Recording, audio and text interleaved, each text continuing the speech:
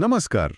आज आपण बोलणार आहोत सुधीर कदम यांच्या बियॉन्ड मीडियोक्रिटी या पुस्तकातील एका महत्त्वाच्या प्रकरणावर.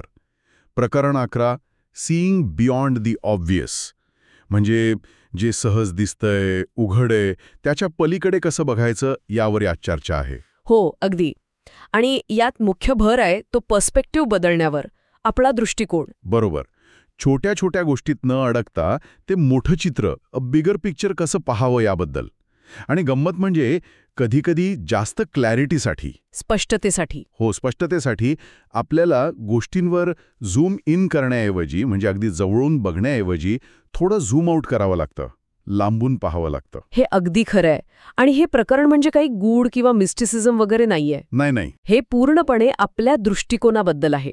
आपल्या आजूबाजूला जे घडतंय, आपले निर्णय, आपलं आयुष्य, हे सगळं एका मोठ्या पटावर, एका लार्जर कॉन्टेक्स्टमध्ये कसं जोडलेलं आहे हे समजावून सांगितलंय. आणि हे वाचताना ना फक्त असं थक्क व्हायला होत नाही, तर आपल्याला एक ग्राउंडिंग मिळतं. आपण वास्तवाच्या जवळ येतो. अच्छा, म्हणजे असं की आपलं वैयक्तिक आयुष्य, आपलं काम, हे सगळं एका मोठ्या प्रवाहाचा भाग आहे. ग्रेटर फ्लो म्हणतात तसं. आपण एकटे नाही आहोत. बरोबर. ही जाणीव खूप महत्वाची आहे. आणि यामुळेच मग आपण अधिक क्युरियस होतो, गोष्टी अधिक खोलवर जाऊन बघायला लागतो. हो ना. आणि यातूनच तो महत्वाचा मुद्दा येतो की खरी स्पष्टता, क्लॅरिटी, ही अनेकदा अगदी जवळून पाहण्याऐवजी लांबून पाहिल्याने, दूरदृष्टीने पाहिल्याने येते. पण मग आजच्या जगात हे कसं साधायचं? म्हणजे कामाच्या ठिकाणी डेडलाईन्स असतात, क्वार्टरली टार्गेट्स असतात. अगदी. आपण सगळेच अनेकदा अशा छोट्या मर्यादित कक्षेत, नॅरो स्कोप्समध्ये काम करत असतो. पण हे प्रकरण आपल्याला थांबून विचार करायला लावतं की अरे, आपण नक्की कशाचा भाग आहोत? आपल्या या छोट्या कामाचा मोठ्या चित्रात काय परिणाम होतोय? आणि कामाच्या ठिकाणी हा जो व्यापक दृष्टिकोन आहे, ब्रॉडर व्ह्यू, तो आपल्याला चौकटीच्या बाहेर जाऊन विचार करायला मदत करतो, नवी आव्हानं स्वीकारायला आणि आपल्यात, आपल्या टीममध्ये जी सुप्त क्षमता आहे, ग्रेट पोटेन्शियल, ते ओळखायला मदत करतो. म्हणजे हे फक्त बिझनेस किंवा लीडरशिपसाठीच नाही, तर वैयक्तिक आयुष्यात पण लागू होतं. नक्कीच. व्यवसायात आणि नेतृत्वात स्ट्रॅटेजिक निर्णय घ्यायला तर मदत होतेच, पण वैयक्तिक आयुष्यातही सहानुभूती, एम्पथी वाढते, आपला अहंकार, इगो कमी होतो आणि लोकांवरचा ट्रस्ट, विश्वास वाढतो. आपण जास्त समजूतदारपणे वागायला लागतो. पुस्तकात पुढे achievement through grace inspired effort असं काहीसं म्हटलंय. कृपेने प्रेरित प्रयत्नातून यश.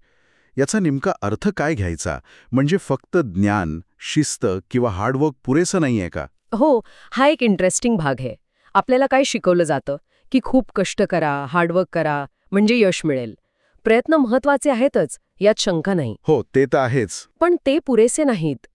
खरी दृष्टी, विजन किंवा मोठे शोध तेव्हाच लागतात, मोठे बदल तेव्हाच होतात, जेव्हा आपण फक्त स्वतःच्या प्रयत्नांवर अवलंबून न राहता, काही अनपेक्षित गोष्टींसाठी, मदतीसाठी, योग्य वेळेसाठी स्वतःला खुलं ठेवतो.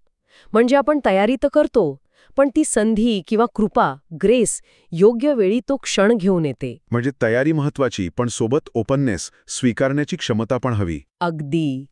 तयारी परिस्थिती निर्माण करते, पण कृपा तो क्षण देते. हे रिलेशनशिप्समध्ये पण लागू होतं, लीडरशिपमध्ये पण. खरी दृष्टी त्यांनाच मिळते जे टायमिंगचं महत्त्व जाणतात, इंट्युशन वापरतात. ट्रान्सफॉर्मेशन तेव्हाच शक्य होतं जेव्हा रेडीनेस आणि रिसेप्टिव्हिटी एकत्र येतात. यात पुढे लव्हिंग सरेंडर, प्रेमाने शरण जाणे, अशी पण एक संकल्पना आहे. हे थोडं म्हणजे शरण जाणं म्हणजे काय? नियंत्रण सोडून देणं? नाही, इथे शरण जाणं किंवा भक्ती, डिव्होशन, याचा अर्थ हतबलता किंवा अशक्तपणा असा नाहीये. अच्छा.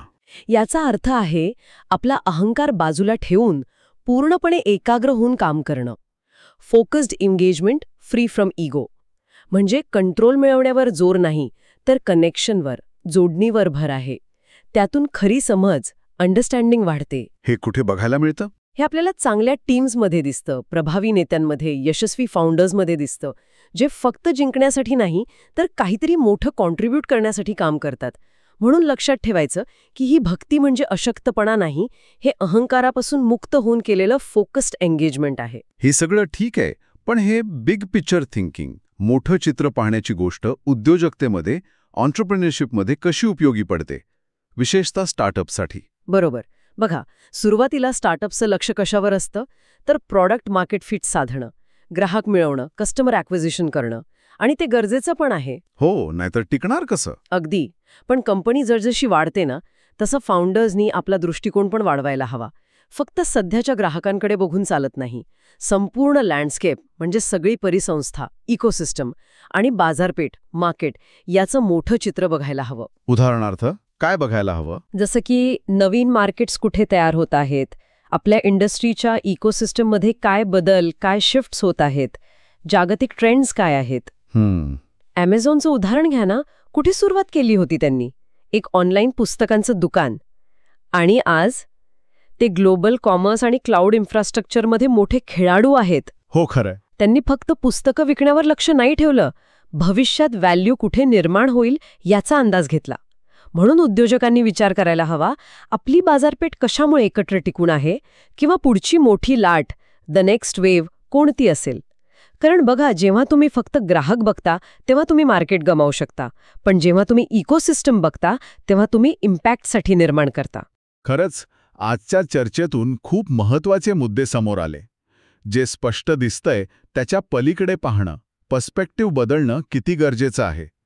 केवळ प्रयत्नांवर अवलंबून न राहता एका प्रकारची ओपननेस ठेवणं आणि अहंकाराशिवाय एका मोठ्या पर्पजने काम करणं, हे सगळं खूप महत्वाचं आहे. अगदी. आणि जाता जाता विचार करण्यासाठी एक प्रश्न सोडून जाते. जर आपण ठरवून दररोज फक्त 5 मिनिटं जाणीवपूर्वक झूम आउट केलं, आपल्या कामाकडे, आयुष्याकडे थोडं लांबून एका मोठ्या दृष्टिकोनातून पाहिलं, तर आपल्यासमोर येणारी आव्हानं किंवा संधी यांना हाताळण्याच्या आपल्या पद्धतीत काय बदल होऊ शकेल? विचार करण्यासारखा मुद्दा आहे, नाही का?